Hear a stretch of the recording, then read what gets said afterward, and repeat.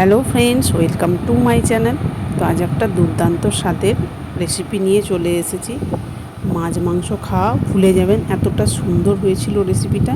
তো চলুন রেসিপিটা শুরু করা যাক। সয়াবিনটা দেখতেই পাচ্ছেন বেশ ভালো মতো সিদ্ধ করে নিয়েছি, তারপর জল ঝরিয়ে রেখে দিয়েছিলাম। দেখুন, এরপর মিক্সিং জারেতে নিয়ে নিলাম। তো এখানে প্রায় 100 থেকে কম আছে সয়াবিন, আদা রসুন আর দুটো কাঁচা লঙ্কা দিলাম। এরপর এটাকে আমি পেস্ট করে নেব। তো দেখুন অল্প দানা দানা রয়েছে, এরকমই রাখতে হবে। এরপর একটা পাত্রে দেখুন এটাকে আমি ঢেলে নিচ্ছি। তো যে যেখান থেকে বসে আমার ভিডিওটা দেখছেন, একটা লাইক দিয়ে প্রথম থেকে শেষ পর্যন্ত দেখার অনুরোধ রইল। এরপর দিয়ে দিলাম পেঁয়াজ কুচি, হলুদ, জিরে আর লবণ। কাঁচা লঙ্কা দিয়েছি তাই শুকনো লঙ্কা আর দিলাম। এরপর দিয়ে দিলাম একটা ডিম। এরপর সব উপকরণ হাতের সাহায্যে বেশ ভালোভাবে মিশিয়ে নিচ্ছি। দেখুন,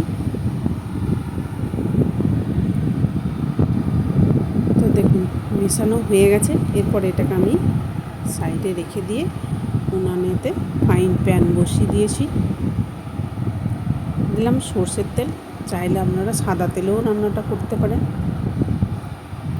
তো তেলটা গরম হলে এরপর মিশ্রণটা দেখুন দিয়ে দিলাম।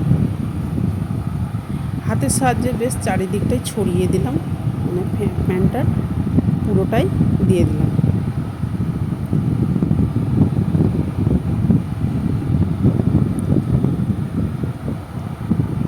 একদম আঁচটা লো টু মিডিয়াম আঁচে রেখে এটাকে ভাজতে হবে, তা না হলে কিন্তু নিচেতে পুড়ে যাবে আর ভিতরে কাঁচা থেকে যাবে। লো আঁচে আমি 5 মিনিট রেখে দিয়েছিলাম। তো দেখুন কতটা সুন্দর লোভনীয় হয়েছে।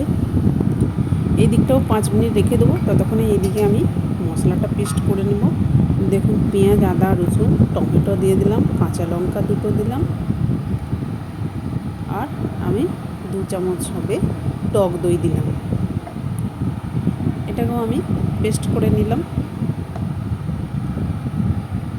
তো ততক্ষণে দেখুন এটা আমার ভাজা হয়ে গেছে। এরপর এটাকে আমি ঢেলে নিলাম। এরপর সেই পাত্রে আরও 2 চামচ সর্ষের তেল দিলাম, গোটা জিরে দিলাম 1/2 চামচ। জিরেটা ভালো মতো ভাজা হয়ে গেলে দেখুন কাশ্মীরি লঙ্কা 1 চামচ দিয়ে দিলাম। এরপর সেই আগে থেকে পেস্ট করে রাখা মশলাটা দিয়ে দিলাম। তো লো আঁচে মশলাটা আমি কষিয়ে নেব।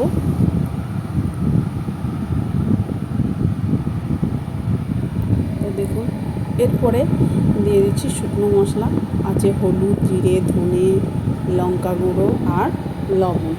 সামান্য জল দিয়ে আবার মশলাটাকে বেশ ভালো মতো কষিয়ে নেব। তো দেখুন কষানো আমার হয়ে গেছে, উপরে তেল ছেড়ে দিয়েছে, মানে তেল ভেসে উঠেছে, তার মানে কষানো আমার ঠিকঠাক হয়েছে।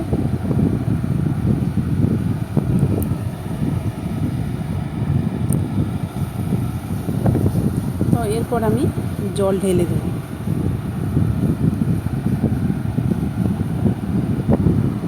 দেখুন যে যেমন গ্রেভিটা রাখবেন সেই মতো অনুযায়ী জলটা দিতে হবে। তো ঝোলটা ফুটে উঠুক, ততক্ষণে এদিকে আমি এটাকে কেটে নেব। আমি চৌকো সাইজের কেটে নিচ্ছি, বেশ একটু বড় বড়। চাইলে আপনারা ছোট বড় যে কোনো বরফির মতো সাইজে কাটতে পারেন। আমি একটু বড় সাইজে কেটে নিচ্ছি।